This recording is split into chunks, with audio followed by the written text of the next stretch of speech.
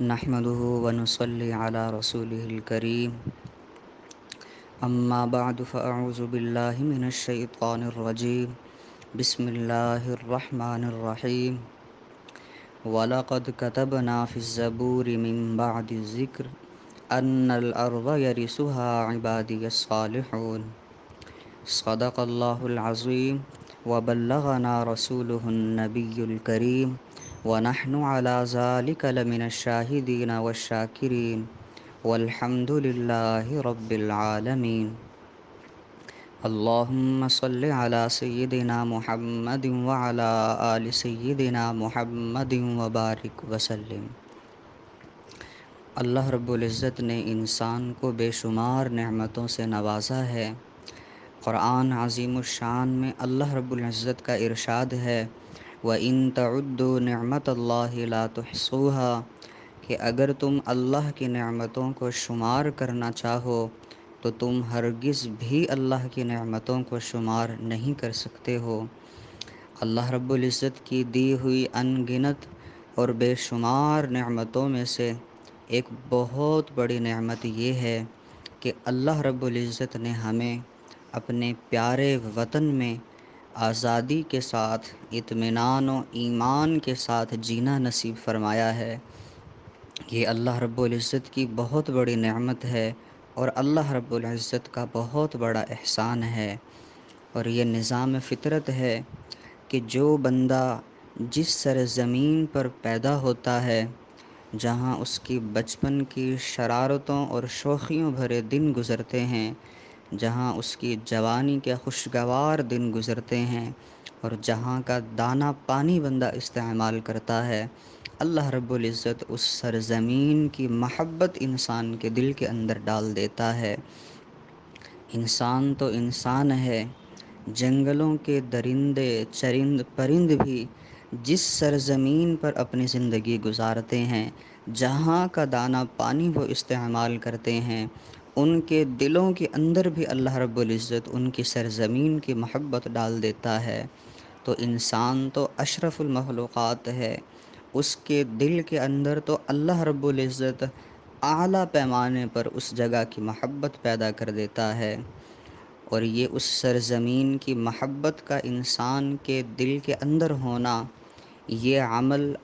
شریعت کی نظر میں پسندیدہ ہے۔ یہ کوئی مذموم اور برا عمل نہیں ہے، بلکہ شریعت کی نظر میں یہ پسندیدہ عمل ہے کہ بندہ اپنے وطن سے، اپنی سرزمین سے محبت کرے۔ چنانچہ یہی بات ہمیں حضرات انبیاء علیہم السلام کی زندگی کے اندر بھی نظر آتی ہے کہ حضرات انبیاء کرام علیہم السلام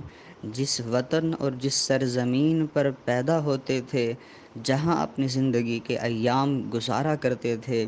اس وطن اور اس سرزمین کی محبت ان کے دل کے اندر ہوتی تھی۔ اور جب اللہ رب العزت کو انبیاء کو مختلف آزمائشوں سے گزارنا ہوتا تھا، انبیاء پر اللہ کی طرف سے مختلف آزمائشیں آتی ہیں، تو ان آزمائشوں میں سے ایک بہت بڑی آزمائش انبیاء پر یہ ہوتی تھی کہ ان کو اپنے وطن سے بے وطن ہونا پڑتا تھا، اپنا شہر، اپنا علاقہ، اپنی سرزمین چھوڑ کر دوسرے علاقے کی طرف ہجرت کرنا ہوتا تھا، اور یہ انبیاء پر بہت مشکل ہوتا تھا، کیونکہ وطن کی محبت دل کے اندر ہوتی تھی، لیکن اللہ کا حکم جب آتا تھا تو اللہ کے حکم پر انبیاء علیہم السلام عمل کرتے تھے اور اپنے محبوب وطن کو اللہ کے لیے چھوڑ دیا کرتے تھے۔ چنانچہ ہم انبیاء کی زندگی کا اگر مطالعہ کریں تو ہمیں قرآن سے بھی ان باتوں کا پتہ چلتا ہے۔ حضرت آدم علیہ السلام جنت کی سرزمین پر اپنی زندگی کے پرسکون ایام گزار رہے تھے، لیکن جب اللہ رب العزت کی آزمائش حضرت آدم علیہ السلام پر آئی تو حضرت آدم علیہ السلام کو جنت سے نکال دیا گیا، جو کہ حضرت آدم علیہ السلام کے اوپر بہت گراں تھا، لیکن اللہ کی آزمائش تھی تو ان کو اپنی سرزمین جنت سے بے وطن ہونا پڑا۔ حضرت نوح علیہ السلام اپنے علاقے میں اطمینان کے ساتھ زندگی گزار رہے تھے، لیکن اللہ رب العزت کی آزمائش آئی تو حضرت نوح علیہ السلام کو بھی ان کے وطن سے نکال دیا گیا اور جودی پہاڑ پر ان کو پہنچا دیا گیا۔ حضرت یونس علیہ السلام نینوا کے علاقے میں اپنی زندگی گزار رہے تھے، لیکن اللہ رب العزت کی جب آزمائش آئی تو حضرت یونس علیہ السلام کو اپنا وطن چھوڑنا پڑا۔ اپنا وطن چھوڑ کر اللہ رب العزت نے ان کو مچھلی کے پیٹ کے اندر پہنچا دیا، کہ جہاں تنہائی اور بڑی مشکل وقت میں وہ اپنی زندگی گزار رہے تھے۔ حضرت یوسف علیہ السلام کو اللہ رب العزت نے آزمایا۔ اللہ کی آزمائش آپ پر آئی، آپ کو اپنے وطن کنعان سے نکلنا پڑا اور اللہ رب العزت نے آپ کو مصر کے اندر پہنچا دیا۔ مصر میں آپ تنہائی کے اور مشکل کے دن گزارنے لگے۔ اللہ رب العزت کی آزمائش حضرت ابراہیم علیہ السلام پر آئی۔ حضرت ابراہیم علیہ السلام کو آپ کے علاقے عراق سے نکال کر شام پہنچا دیا گیا، اور شام سے پھر آپ کو مکہ مکرمہ پہنچا دیا گیا وہاں۔ تو اس طرح سے ابراہیم علیہ السلام بھی آزمائش سے گزرے۔ حضرت لوط علیہ السلام کو بھی اللہ رب العزت نے آزمایا اور ان کو اپنے علاقے سے نکال کر شرق اردن کے علاقے کے اندر پہنچا دیا گیا۔ حضرت موسیٰ علیہ السلام کو مصر سے نکالا گیا اور مصر سے نکال کر آپ کو مدین پہنچا دیا گیا۔ مدین سے پھر دوبارہ آپ کو مصر لایا گیا اور مصر سے پھر آپ اپنے قوم کو لے کر وادی تیہ کی طرف نکلے۔ تو انبیاء علیہم السلام پر اللہ رب العزت کی طرف سے یہ آزمائشیں آتی رہیں۔ قرآن عظیم الشان میں یہ انبیاء کے حالات و واقعات موجود ہیں۔ تو انبیاء کو اپنے علاقے، اپنا وطن اللہ کے حکم، اللہ کے دین کے لیے چھوڑنا پڑتا تھا، اور یہ ایک بہت مشکل آزمائش ہوتی تھی جس سے انبیاء کو گزرنا پڑتا تھا۔ تو وطن کی محبت یہ انسان کے دل کے اندر موجود ہوتی ہے، اور شریعت بھی یہ چاہتی ہے کہ بندہ جس علاقے کے اندر اپنی زندگی کو گزارے، بندہ اس سرزمین کے ساتھ محبت کرے، اس کے ساتھ بے وفائی بندہ نہ کرے۔ حضور صلی اللہ علیہ وسلم کی اپنی مبارک زندگی کا اگر ہم مطالعہ کریں تو ہمیں یہ بات واضح طور پر نظر آئے گی کہ حضور صلی اللہ علیہ وسلم کو اپنے شہر مکہ مکرمہ سے کتنی محبت تھی۔ حضور صلی اللہ علیہ وسلم کی ولادت باسعادت وہیں پر ہوئی۔ حضور صلی اللہ علیہ وسلم نے اپنے بچپن، لڑکپن اور جوانی کے ایام وہاں پر گزارے تھے، باوجود اس کے کہ مکہ کی جو وادی اور مکہ کا جو علاقہ ہے وہ بڑا سخت علاقہ ہے، بڑا سخت وہاں کا موسم، سنگلاخ پہاڑ ہیں، سرسبزہ نام کی کوئی چیز نہیں، گرمی کی شدت ہوتی تھی، اور جو لوگ تھے وہ ہر طرح کی تہذیب سے عاری لوگ تھے، لیکن اس کے باوجود حضور صلی اللہ علیہ وسلم کے دل میں اپنے علاقے کی محبت تھی، اور آپ کسی بھی صورت اپنے وطن کو چھوڑنے کے لیے تیار نہ تھے۔ لیکن اللہ رب العزت کی آزمائش آپ پر بھی آئی، اور آپ کو بھی اللہ کے لیے اپنے وطن کو چھوڑنا پڑا ہے۔ حضور صلی اللہ علیہ وسلم کو جب اللہ رب العزت نے نبوت سے سرفراز فرمایا، جب آپ پر وحی آئی تو آپ فوراً اپنے گھر تشریف لائے، اور حضرت خدیجہ اپنی زوجہ کو حضور صلی اللہ علیہ وسلم نے یہ سارا واقعہ سنایا، تو حضرت خدیجہ سمجھ گئیں کہ یہ کوئی عام اور معمولی بات نہیں ہے۔ حضرت خدیجہ نے سوچا کہ میں حضور صلی اللہ علیہ وسلم کو اپنے چچا زاد بھائی ورقہ بن نوفل کے پاس لے جاتی ہوں۔ ورقہ بن نوفل انجیل کا عالم تھا اور انبیاء علیہم السلام کے حالات سے واقف تھا۔ جب حضور صلی اللہ علیہ وسلم ورقہ بن نوفل کے پاس پہنچے، ورقہ بن نوفل کو آپ نے جو واقعہ پیش آیا تھا وہ سارا واقعہ تفصیل کے ساتھ سنایا، تو ورقہ بن نوفل پہچان گیا، اور اس نے حضور صلی اللہ علیہ وسلم سے کہا، ھذا ھو الناموس الذی انزل اللہ علی موسیٰ، کہ یہ تو وہی فرشتہ ہے کہ جو حضرت موسیٰ علیہ السلام پر وحی لے کر آیا۔ اور اس کے بعد ورقہ بن نوفل نے کہا کہ کاش کہ میں اس وقت زندہ ہوتا کہ جب آپ کی نبوت کی لوگ مخالفت کریں گے، آپ کو تکالیف پہنچائیں گے، تو کاش کہ میں اس وقت زندہ ہوتا۔ اور پھر ورقہ بن نوفل نے ایک اور بات کہی کہ کاش میں اس وقت جوان ہوتا اور میں آپ کا بھرپور ساتھ اس وقت دیتا کہ جب آپ کو آپ کے علاقے کے لوگ مکہ سے نکال دیں گے، کاش کہ میں اس وقت آپ کا بھرپور دفاع کرتا کہ جب وہ آپ کو یہاں سے نکال دیں گے۔ جب حضور صلی اللہ علیہ وسلم نے اپنے وطن سے نکالے جانے کی بات سنی تو حضور صلی اللہ علیہ وسلم چونک اٹھے۔ پہلی جو بات آپ نے سنی کہ لوگ مخالفت کریں گے، تکالیف پہنچائیں گے،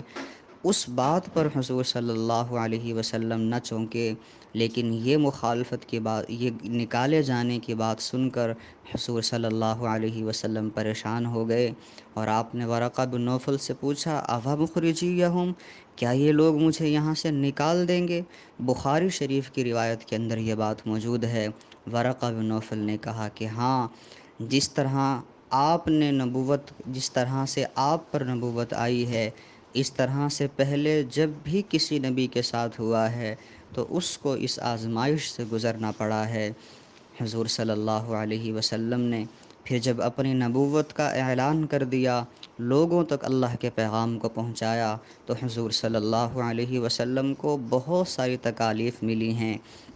لیکن آپ 13 سال تک ان تکالیفوں کو برداشت کرتے رہے، لیکن آپ مکہ کے اندر ہی ڈٹے رہے، مکہ کو چھوڑنے کے لیے آپ تیار نہ تھے۔ لیکن جب اللہ رب العزت کی طرف سے 13 سال بعد ہجرت کا حکم آیا، مکہ کو چھوڑنے کا اللہ رب العزت نے آپ کو حکم دیا، تو پھر حضرت ابوبکر صدیق رضی اللہ تعالی عنہ کے ہمراہ آپ مکہ مکرمہ کو چھوڑ کر چلے گئے۔ 3 دن تو غار ثور میں آپ نے گزارے ہیں، لیکن تیسری رات تاریکی میں آپ نکلے۔ غار ثور اونچی جگہ پر، یہ پہاڑ بلند پہاڑ ہے، اونچی جگہ پر ہے۔ حضور صلی اللہ علیہ وسلم اس پہاڑ پر کھڑے ہو گئے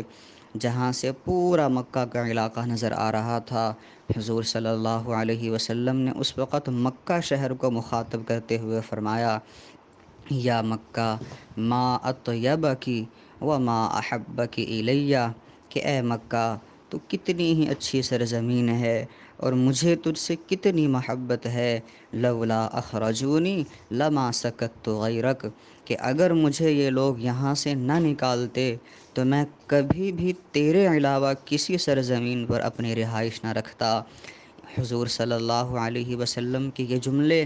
اپنے وطن اور اپنی سرزمین سے محبت کا پتہ دے رہے ہیں، اور مکہ کو چھوڑنا یہ حضور صلی اللہ علیہ وسلم پر بہت گراں تھا، لیکن اللہ کے حکم سے آپ کو چھوڑنا پڑا۔ اور جب آپ مدینہ طیبہ تشریف لے آئے تو وہاں پر آنے کے بعد حضور صلی اللہ علیہ وسلم کو اور باقی صحابہ کو مکہ کی بہت یاد آتی تھی، اپنے شہر کی یاد تڑپایا کرتی تھی، بے چین رکھا کرتی تھی۔